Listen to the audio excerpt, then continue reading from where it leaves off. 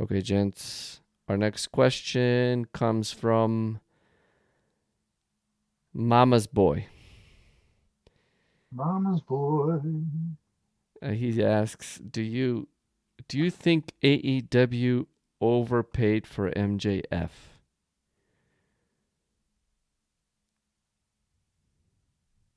How much did they No, pay him? Yeah, how much yeah, we should check that. How much did they pay? there was an undisclosed amount. They didn't reveal it, but it's in the millions. And did they overpay? No, dude. Did they overpay? No. You. There is no price. So when you're trying to put on a good product, man, you grab it by the balls. You find out who the best there really is. Was it CM Punk? Hell no. Was it MJF? Yes. And that's where they should have put their money into, not CM Punk. Literally, MJF outshined CM Punk. He destroyed him on the mic. He destroyed him in the ring. And who's at the top of their game right now? Not CM Punk. Because CM Punk likes to start shit with everybody. Dude, he's 45 years old. And look where he is. When MJF's 45, he will still be the top of his game. Yeah, MJF. I think MJF is, and if you guys, once you watch the video that we're recording right now, I got MJF right next to The Rock pictured. If there is somebody that's just on another level than just about everything in the business, it's MJF. And I think that MJF is probably not getting paid enough. Is probably not getting paid nearly as enough as he should be. And it says that his contract is over 1 million per year. So Right. Oh, I think, it definitely is now. yeah, I think he's I don't getting think like it was around. before. I don't think he was getting that much before. I'm pretty sure he was still getting based on what his starting contract was for AEW, which wasn't a like I'm pretty sure he had to pay for his own airfare and a bunch of other stuff. yeah, I think some of his stuff got leaked out like during the whole MJF thing at the very beginning. So he wasn't getting a lot of money, and there wasn't a lot of stuff that was included in his contract. I'll tell you what, man. I think MJF is not only just worth it. So it said, I'm on. I think this is Wrestle Talk. Yeah, they said that they're saying that his contract was the salary was between 40,000 and 70,000 before receiving a pay raise. Right. That was a 5-year deal. Yeah, and it says like you can make a living, but it's a starter deal, and some might not even be making 40,000 a year. Yeah.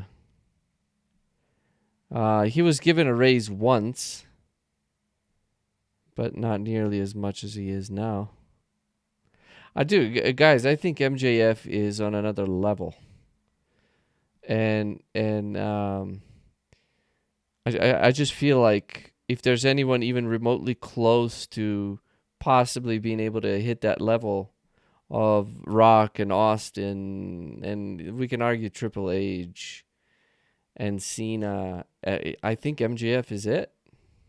There's not that many people in wrestling that can come out there every single week and just cut a good promo.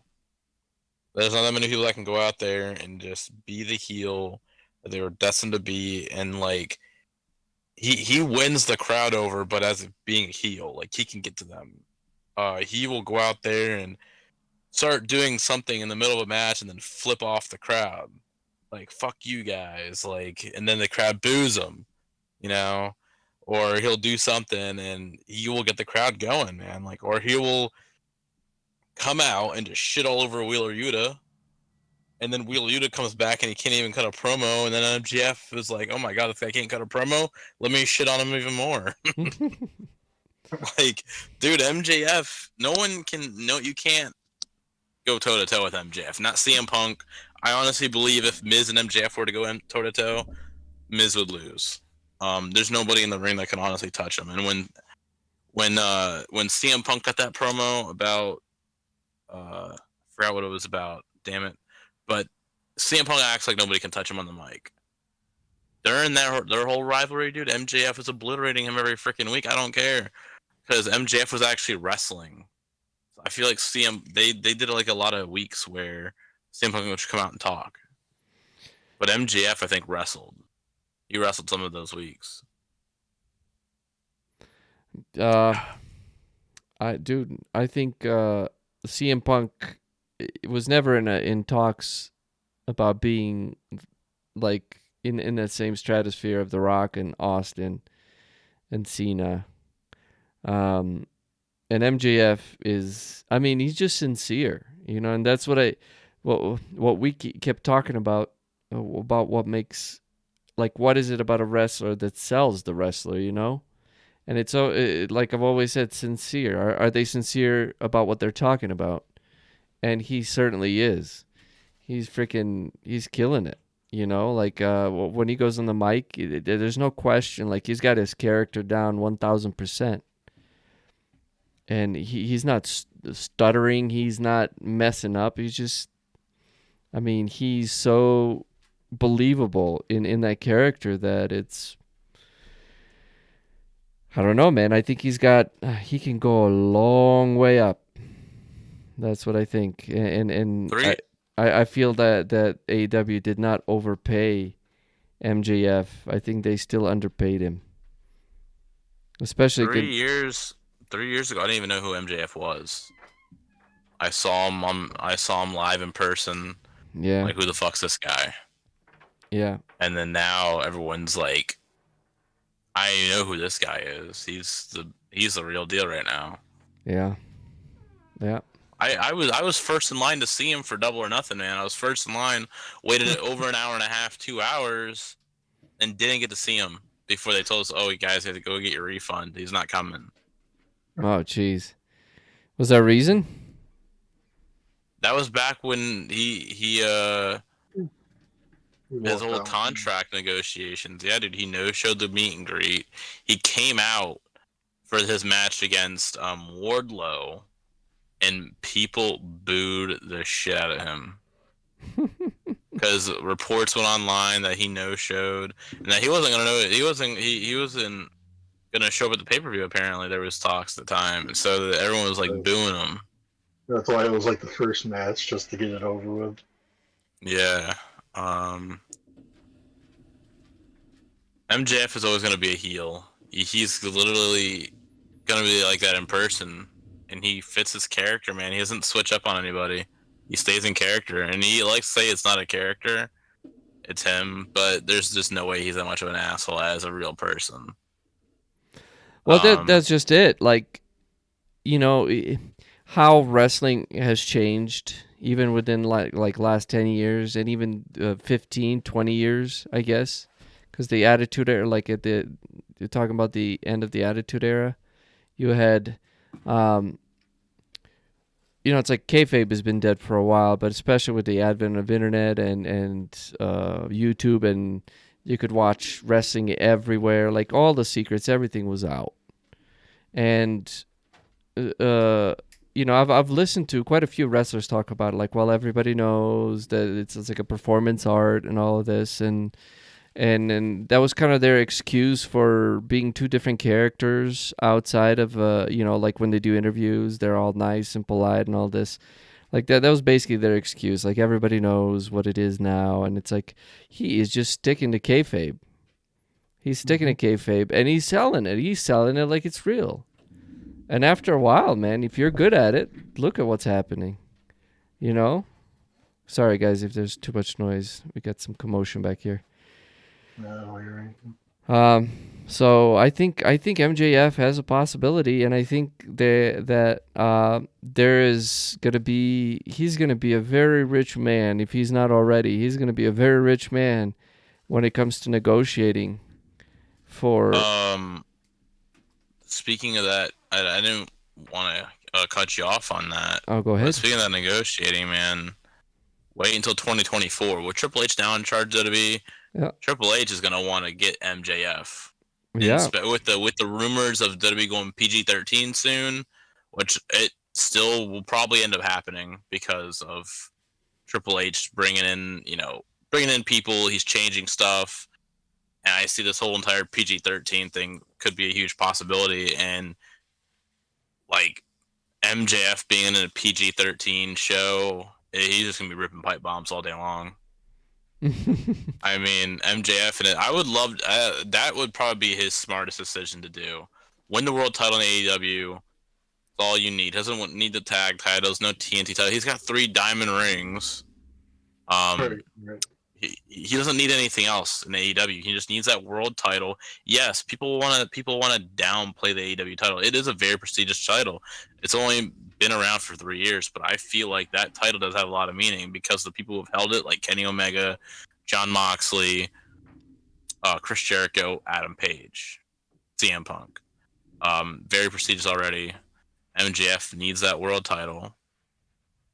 Then 2024 hits. He's going to negotiate for a lot of money with Triple H. And why do I say this? Because he's not going to re-sign with AEW. I'm telling you that right now. He's going to negotiate a lot of money with Triple H. That man will be main eventing WrestleMania before we know it.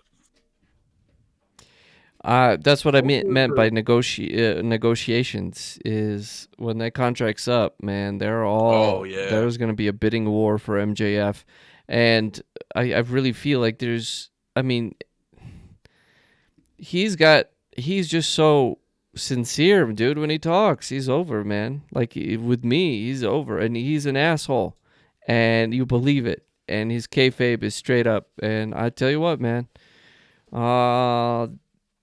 Right now, I don't know if I see anyone else even remotely close to MJF, just as a persona, as a character. Not Logan Paul, not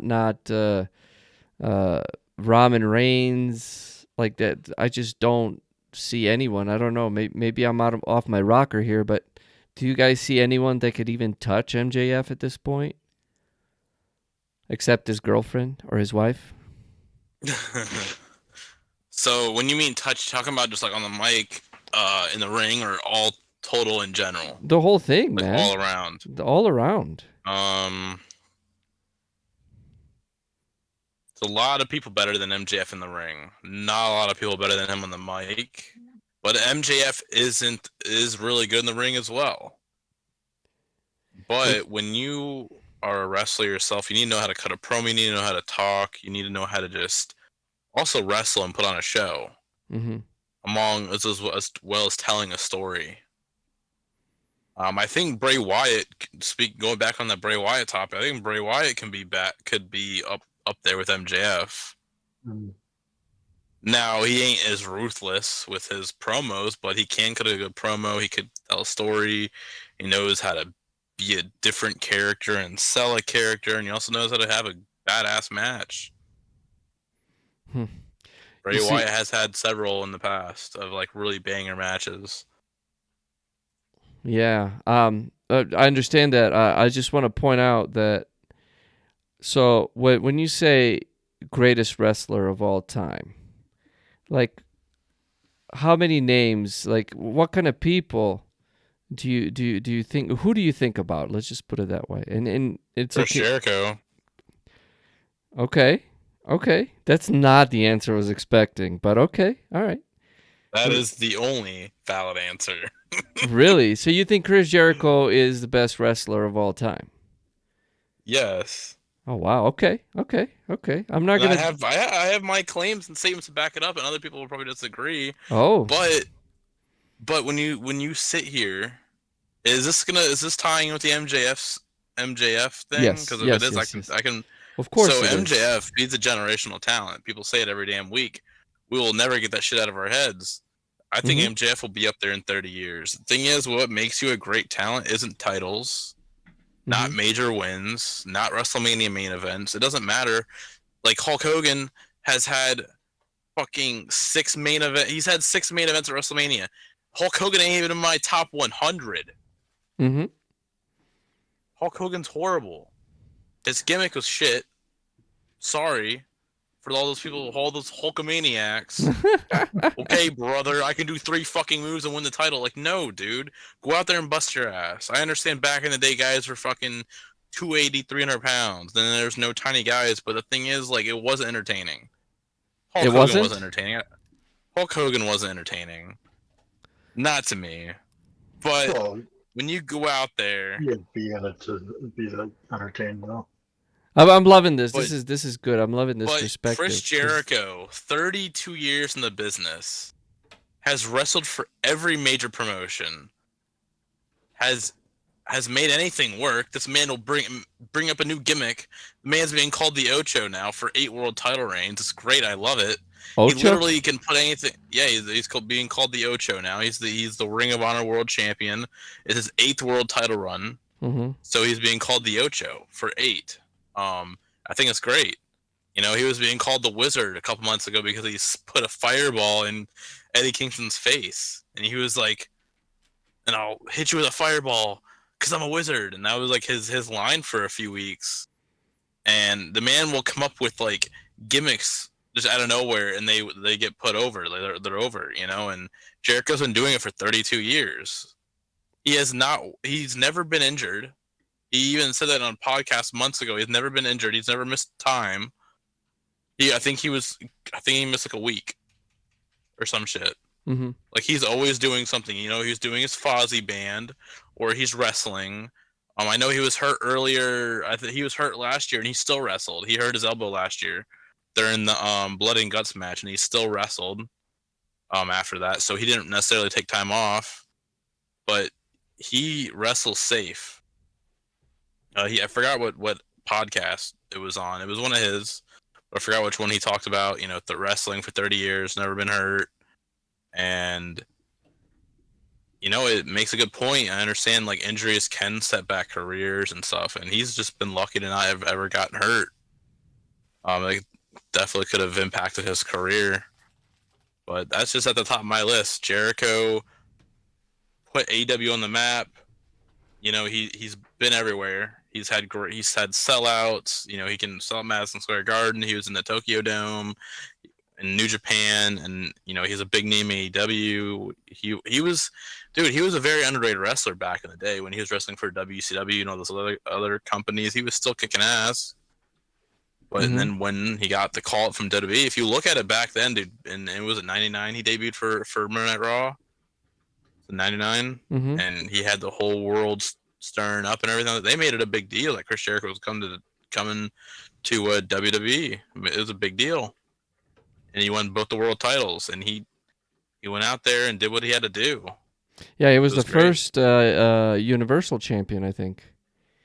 When he combined the Yeah. titles, beating Rock and Austin. Yeah, I think he beat both Rock and Austin. And On the same I'm not night. saying like and I'll go back saying the title reigns don't matter, or they don't. But this man, you know, he won all major titles. You know, he came to the top at all promotions, won all world titles. I mean, there's nothing this man has yet to do other than maybe wash his ass. Like, who the hell knows? Like, this dude's on everything. Like, yeah, there's other people who've been around for 30 years, like Goldust, but what does he have to show for? Nothing.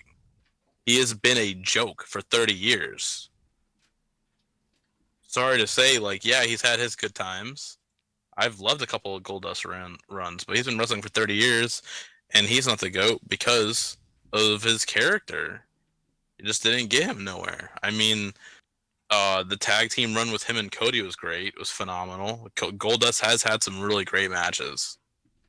I just don't think his 30-year career was somewhat of a, like, halfway wasted because his run in TNA was really poop. I think his what was that character he was given in WCW that deserves like 5 toilet paper rolls, or whatever you want to call it, dude.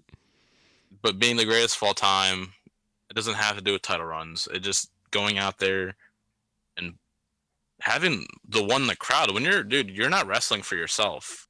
You're not wrestling for me, a single person. You're wrestling for the crowd as a whole. You're going out there, and if you can make them boo you, not to a boo to the point to where they really don't care for you, but they're getting into this, they're booing you, and they're getting into it, and they're cheering for you. That's when you've won the crowd over. And I don't think there's ever been a point in Chris Jericho's career where it got stale. I don't know if you guys can recall anything that it was stale for him. He's always been doing something. Yeah, he's always constantly changing. And I even tweeted to Jericho. It was a while ago. It was when he was in AEW. I saw he was answering or replying to people on Twitter. I was like, you know what? I commented under one of his tweets and said, "Oh, Jericho is one of the best tag teams. Very underrated." And Jericho even agreed. Like his tag team with Big Show was very, very underrated, and he loved it. He said it was one of his favorites. And I think they might have. I forgot what they were talking. What the conversation even started about that. Why it made me reply or tweet that to him. But the whole Jericho show is entertaining to me. Like Big Show hasn't always been the best wrestler going out there, and the man's done face and heel turns like 30-something times in his career. I think I saw, which is ridiculous to me. But that was one of the good times where Big Show was actually on a good run with his career with Chris Jericho, and then it went on to The Miz, and it kind of died down a little bit. MJF, he's had a good past 3 years at AEW, and then he was doing good in the Indies too. I've been watching a lot of his indie stuff. Did good in the Indies, and now he's with AEW, a major company now. I think it's just going to keep on like going up. He's going to go to WWE in 2024. He might come back to AEW, or he might just be a WWE for lifer after that point. Well, and just have a very successful career. Well, what I was trying to get at, and sure enough, you posed a good enough answer as to why Chris Jericho was your favorite wrestler. Like I wouldn't even put him in my top 20. Wow. Yeah, but that's not to say that he's not a good wrestler. Like just Chris Jericho never did it for me, But what I was trying to get at, and I might be regretting asking this question now, but Big D, who would you say the greatest wrestler of all time is? No. No? I just, no. Yes. Oh, no. Yes. I think I know the answer. Yes. He knows that answer, yes. Nothing? I don't know. That's a tough one. Like, I don't. It is. If he says Hulk Hogan, get him out of here. Yeah. Get him out of here. Getting Future Endeavored out of here. I got for Christmas we got Big D. We were in Clearwater Beach, and we got him a bandana autographed by Hulk Hogan. Did you guys go eat at his restaurant? It's a nice little place. It's actually a very nice place. No, but I did take a shit there.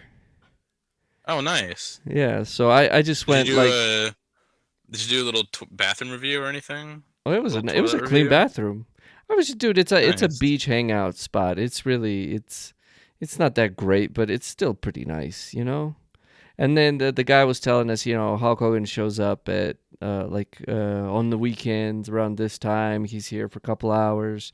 So if you guys want to come back and meet him and all this shit. And I'm like, well, I'm here on vacation, so but it's like, okay, so universally, and not everywhere, but just generally, let's put it generally more than universally, people would say that Ric Flair is one of the best, if not the best wrestler of all time. I think Ric Flair's up there. Okay. I think he should have stopped while he was ahead. I think. Well, yeah, of course, but his match with Michaels should have been his last match. That would have been a great retirement match. I think what I'm trying to get at, and when I asked that question, I wasn't ready to sit and listen about Chris Jericho for this long, but it was very interesting to me that you did, because it really just kind of shows like the different generational things that they value, because what I was trying to get at with MJF and wrestling, it's like you don't need more than a couple of moves to tell a story in the ring. Now, now there's a lot of wrestling fans such as yourself that look at wrestling in a different way than what I would say. I would venture to say Big D and I look at, in a different way, which is like I'm not gonna speak for you, Big D. I'm gonna just speak for me. I have it doesn't matter that you have 4 or 5 moves, you know. So long as you can tell a story in the ring, it's that's all that matters. And MJF definitely has more than 4 or 5 moves. But one thing that MJF understands that a lot of these wrestlers don't, which makes perfect sense. And if you listen to any of his interviews, especially recent ones, he'll even tell you. He's like, I wrestle for pay-per-views. I don't wrestle as much as these other guys because the less he shows himself, the more of an attraction it is, you know? And so, like, take just that sentiment into wrestling ring. Like, how many moves do you have to do, and how many times do you have to up the ante because it's always going up when it comes to moves and spots.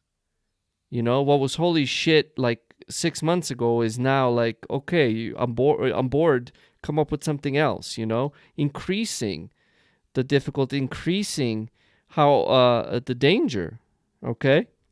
And so, but even with Chris Jericho, like, we can argue that he could be in the top 10, whatever, that's fine, I'm okay with that. I feel like when you look at MJF, the fact that he's kind of calculated with all the parts of his career, I think it just shows that he's thinking on a different level. It's like, let all these guys wrestle and put their body in the line. Let me be the attraction. And of course, he had to work to get up there, but he is definitely thinking less is more. Whereas for me, the new wrestling is more is more. Which is, I mean, it can be. I feel like you don't necessarily have to have ridiculous moveset and ridiculous spots to have a good match, So, I don't know. Especially if you're only wrestling once a month. Yeah. Well, but even then, it's like whatever you do in the ring, I think wrestling once a month might not be the best because then you might get a little too stiff. Your muscles might not be long enough. You got to lengthen them, all that stuff. Well, that doesn't mean they're not training. Oh, well, yeah, I hope so, Like, of course they're training, but there's a difference between wrestling and cardio and then lifting weights, you know what I mean? Unless you mean training wrestling. Roman's not having matches. Yeah. Except for once a month or once every 2 months. He has a very lighter schedule now, yeah. But that's what brings him up. That's what elevates him. Because now Roman is what Brock Lesnar was. I put Breaker in the same thing. Yeah. He doesn't have a big move set. That's where more so I was going was as far as these people with less move sets. You're not seeing them every week wrestling, or at least they're the ones that you might notice that aren't. Mm-hmm. You look at them, you look at their moveset. They don't have big moves. Yeah. Well, that's where I was going with that question. That who do you think the best wrestler is? Because I just thought that it was generally universally understood Ric Flair is one of them. Oh, so I wouldn't have thought that. I don't know. I mean, I guess I would have eventually. I mean, let's look at Austin. How many moves did Austin have? Yeah, not many. No. Even The Rock. The Rock didn't have that many moves either. No. And like most of them were finishers. I mean, you look at people like Kevin Nash, Scott Hall, like you look at Kane and The Undertaker, they didn't have many moves. They had like maybe 5, a handful of moves.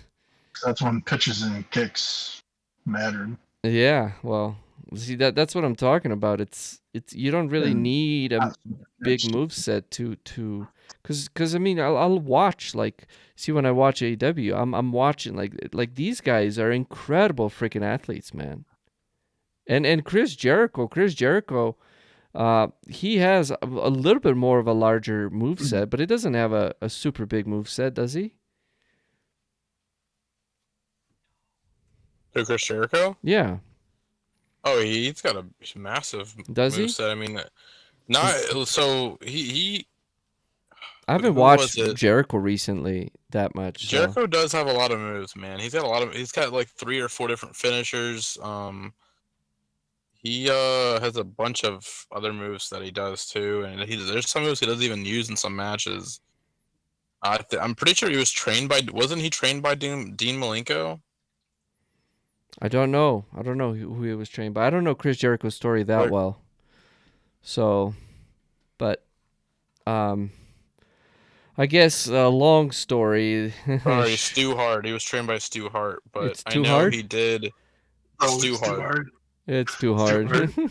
Well, I'm gonna go to the doctor for that. It's been more than 4 hours, bro. He was trained by Stu Hart. Yeah. He was in the dungeon. So yeah, he was in the dungeon. Yeah. Yeah, did he wrestle going hard?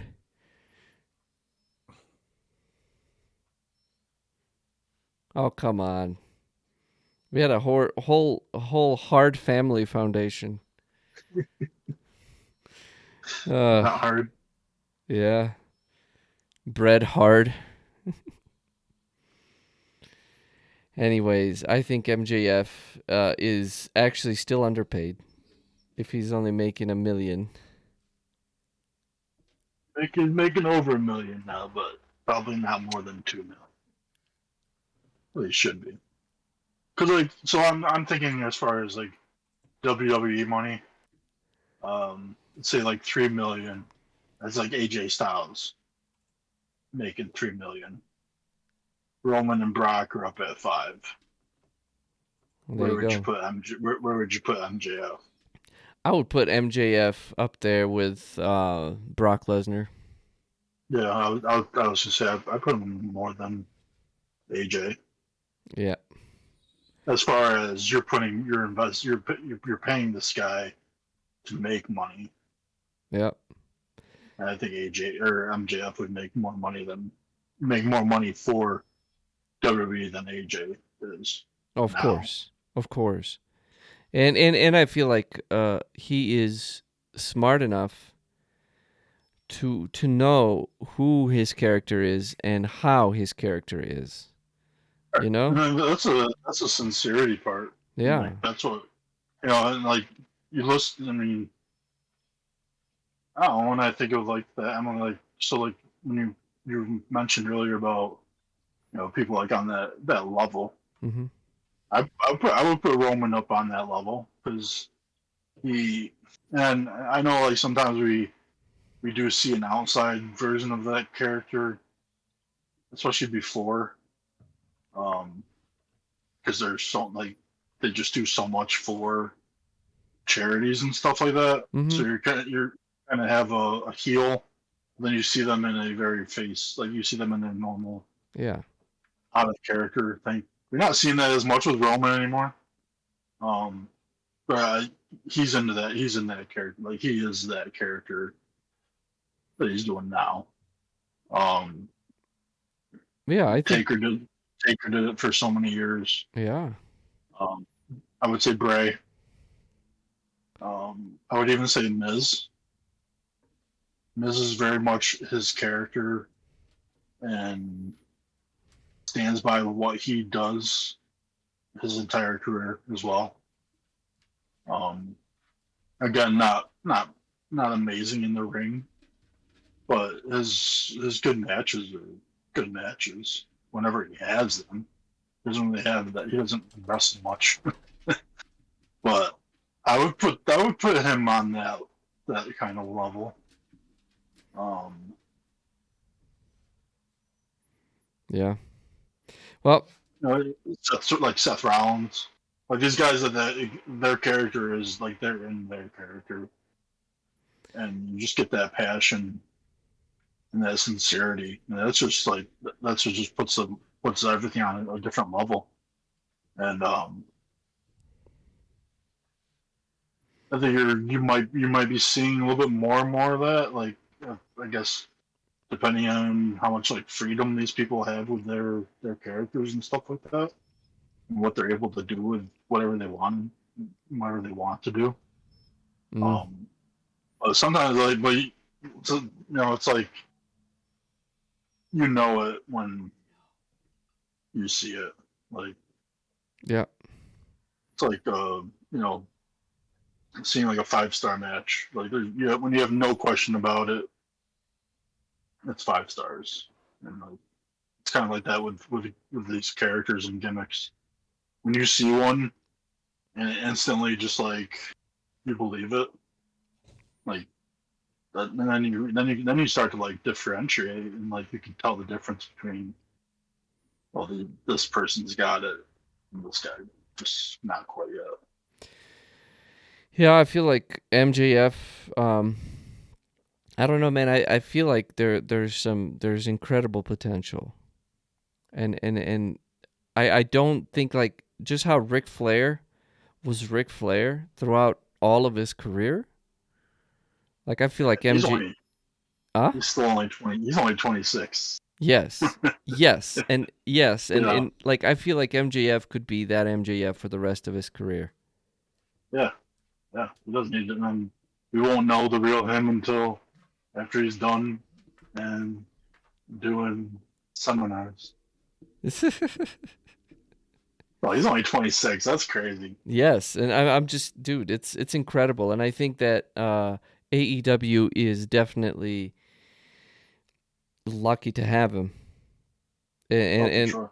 and I feel like that, it's like he might not be the prototypical new wrestler with a large move set, but as far as storytelling goes, man, as far as Right. him being able to sell his character, Mm-hmm. I don't know of anyone that's necessarily quite on that level. Like I know you talked about Seth Rollins, and Seth Rollins.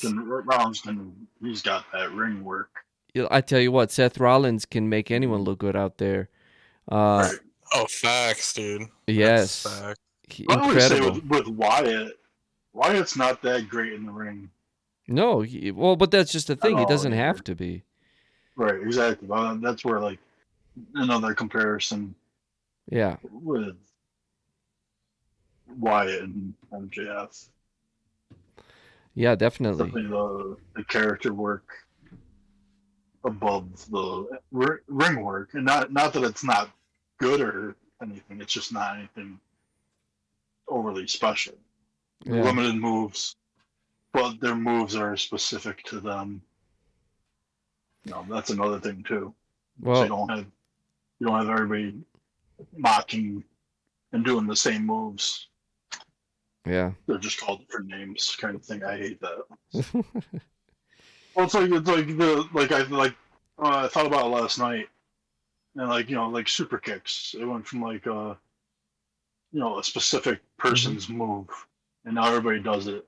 Like, what's the next one gonna be? And I'm thinking like, I mean, I know everyone's done it and everyone has a different version of it, but I'm gonna say like RKO. I Mm. just feel like that's gonna be like the next move that is gonna slowly become just a normal thing. It's not gonna be as special. And it shouldn't. It shouldn't. But RKO is That's different. but that was Well, the thing a is, diamond cutter. yes, DDP was the first one to do that. Right. Yeah. Well, see, that's the thing though. Like you can reinvent it so long as it's a finisher. Once you start reinventing it as a normal move, like Yeah. like the thing And that is, like you're absolutely right, Mac. Like the wrestlers before were very much they weren't as athletic, not anywhere close to being athletic. That was like oh no.